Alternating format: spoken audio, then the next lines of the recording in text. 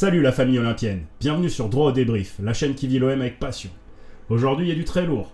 En première partie on va commencer sur un point Mercato, les dossiers les plus chauds, où est-ce que ça en est.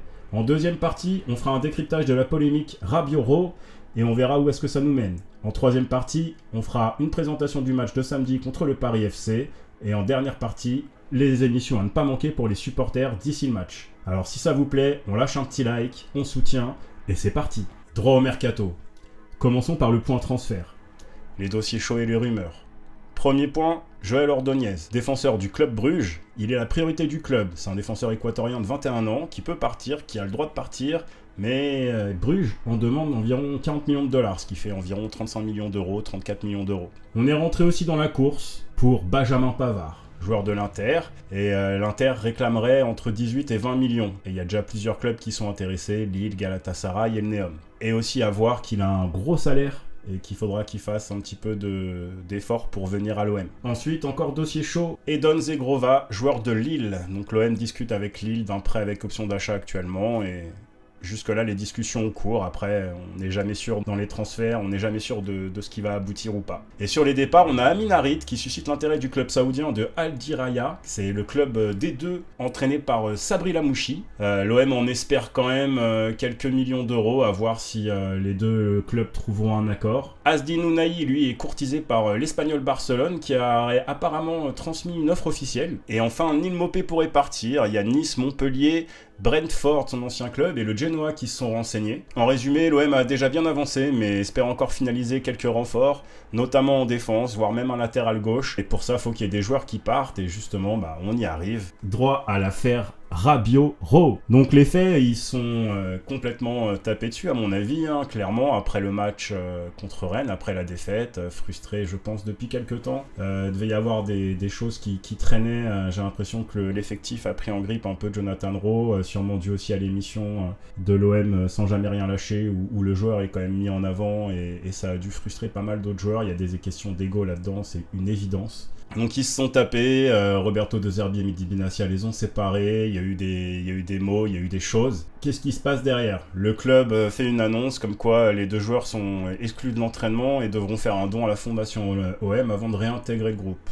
Donc on se dit tous, bon ok, c'est la vie d'un groupe. Ils sont sanctionnés, c'est normal, c'est dans la charte de comportement, on comprend tous, il n'y a pas de souci, tout va bien.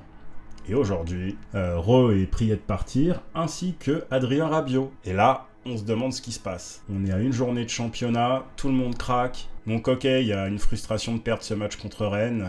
On le comprend tous, ça peut arriver de monter en l'air. Quand on a vécu un peu de vestiaire, on sait très bien que ça peut vite monter, aller très très très vite, très très haut. Mais on sait aussi que ça peut vite redescendre. Nous les supporters, on devait tous s'imaginer que ça allait se calmer et que l'équipe allait reprendre un peu les rênes du truc. Et c'est pas du tout le cas parce qu'en fait il y a eu un communiqué de presse de l'Olympique de Marseille qui dit clairement l'Olympique de Marseille informe qu'Adrien Rabiot et Jonathan Rowe ont été placés sur la liste des transferts par le club. Cette décision a été prise en raison d'un comportement inadmissible dans le vestiaire après le match contre le Stade Rennais. En accord avec le staff technique et en application du code de conduite interne du club, la décision a été communiquée par le club aux deux joueurs ce lundi. Donc en fait ils n'étaient pas là parce qu'ils étaient exclus de l'entraînement, ils étaient là parce qu'ils ne vont pas être conservés. Sauf qu'entre-temps, aujourd'hui, donc on a eu l'info que Adrien Rabiot était sur la sellette. Apparemment, c'est la maman de Rabiot qui a communiqué à l'équipe en expliquant que l'avocat du club avait vu De Zerbi et que De Zerbi avait dit que c'était un problème d'implication, un manque d'implication. Donc, il va falloir, officiellement, il va falloir que la direction justifie la sanction. Il va falloir que quelqu'un prenne la parole pour nous expliquer tout ça. Entre un coach qui critique l'engagement de Rabiot et des dirigeants qui invoquent le respect du club, la communication est brouillée. Nous, en tout cas, en tant que supporters, on mérite des explications. Donc, Mehdi Benassia ou Pablo Longoria doivent prendre la parole pour clarifier la ligne directrice. C'est nous les amoureux de l'OM. C'est nous qui portons la passion, c'est pas les gens qui viennent de passage. Donc Rowe, lui, il est sur le départ. Comme je vous l'expliquais, il y a l'AS Roma et Bologne qui sont prêts à passer à l'action. On ne sait pas réellement ce que demande l'OM. Il y avait écrit il y a quelques temps que l'OM en demanderait autour de 20 millions, plus un pourcentage à la vente. Aujourd'hui, on voit des sommes passer d'autour de 15 millions, sachant que le joueur a été acheté, je crois, 14 ou 16 millions. Le revendre 15, ce serait un peu délirant, surtout que normalement il est censé avoir eu une plus-value. Et Adrien Rabiot, lui, c'est le Milan AC qui revient toquer à la porte, et j'ai vu aussi que la Juventus restait attentive. Il n'y a plus qu'à espérer qu'on ne fasse pas un échange bizarre entre lui et Bennacer. Je pense qu'on serait largement perdant, même si après, de toute façon, on est perdant si Adrien Rabiot part. Après, ça dépend si c'était pour rester au poste de 10 avec l'inefficacité qu'on lui a vue contre Rennes, même si c'est n'importe quoi de parler d'un seul match. Peut-être qu'on ne sera pas si perdant que ça au final, si on récupère un 10 qui est plus porté vers l'offensif, plus dans l'impact et la détonation, ça peut être intéressant. Donc voilà pour le point Rabiot qui fait vraiment très très mal à notre équipe après une journée de championnat. On se demande vraiment si s'est passé quelque chose d'autre dont on n'est pas au courant. Clairement, il va falloir que le club pose sur la table les faits, nous explique, qu'on puisse être convaincu. Et voilà pour l'affaire Rabiot. Donc Rabiot sur le départ, sur le départ, ça fait quand même 2 joueurs en moins sur le secteur offensif. Donc on espère tous que ça va être à minima remplacé et à minima par des joueurs de qualité. Ça peut être compliqué à trouver actuellement, et avec le peu de temps qu'on va avoir, on espère vraiment que l'équipe dirigeante a des solutions en tête. On va maintenant passer à la 3e partie, droit au match OM contre le Paris FC. Donc c'est samedi 23 août à 21h au Stade Vélodrome. Et donc pour rappel, l'arbitre c'est Marc Bollangier, qu'on connaît déjà puisque c'est lui qui nous a arbitré lors de la défaite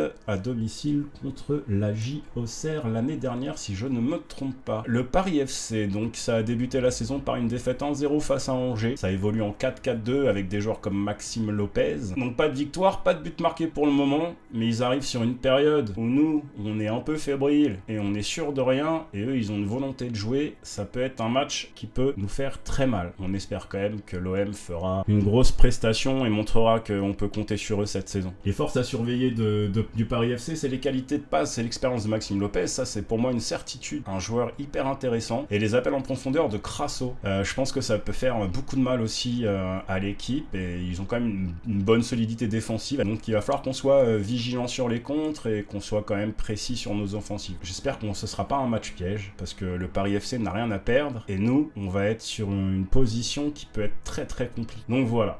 Bon, on a plein d'infos pour ce match, mais bon, je pense que ça devrait quand même passer pour l'OM si ils sont sérieux, s'ils sont professionnels, qu'ils montrent de l'envie, et si l'affaire Rabiot a pas détruit le groupe aussi, parce que c'est important ça. Donc on espère un beau match, une belle victoire, un clean sheet pour faire plaisir à Rouli, ça peut faire du bien. Et donc tout ça, ce sera samedi à 21h. Et on va passer maintenant à droit aux supporters, la 4e et dernière partie de cette émission. C'est les rendez-vous que vous ne devez pas louper si vous êtes des fans de l'OM, des grands amoureux, des grands passionnés de ce club. Il y a l'émission historique du talk show du Phocéen qui sera jeudi à 18h. C'est en direct sur leur site, sur YouTube et sur leur chaîne Twitch aussi. Et cette semaine, dans le talk show du Phocéen, il y aura aussi la présence de Bastien Cordoleani, qui est un super consultant et qui a souvent des avis bien tranchés, bien tranchants. Je vous souhaite une belle émission du talk show jeudi à 18h. Juste derrière, à 21h15 sur YouTube, vous retrouverez la Tribune Olympienne avec notre ami Nazgul et notre ami Thomas, qui vous décrypteront toute l'actualité et avec qui vous pourrez interagir direct dans le live chat. Et normalement, il devait y avoir l'émission Sans Jamais Rien Lâcher, le 5e épisode de la série documentaire qui devait sortir déjà ce week-end, mais ça a été reporté parce que c'est une émission spéciale qui fera apparemment 2 heures. Donc ça avait été annoncé que l'épisode sortira en milieu de semaine, mais avec l'affaire Rabiot, je sais pas si ça va être maintenu ou si ça va être décalé, donc affaire à suivre. Et pour ceux qui ont envie de suivre 2-3 petits comptes sympas en plus sur Twitter, sur X pardon, vous pouvez toujours suivre La Minute OM qui a un très bon compte avec plein d'infos, plein de vidéos tactiques, techniques, c'est super intéressant. Vous avez aussi le petit OM qui balance pas mal d'informations super sympas. Vous avez plein de monde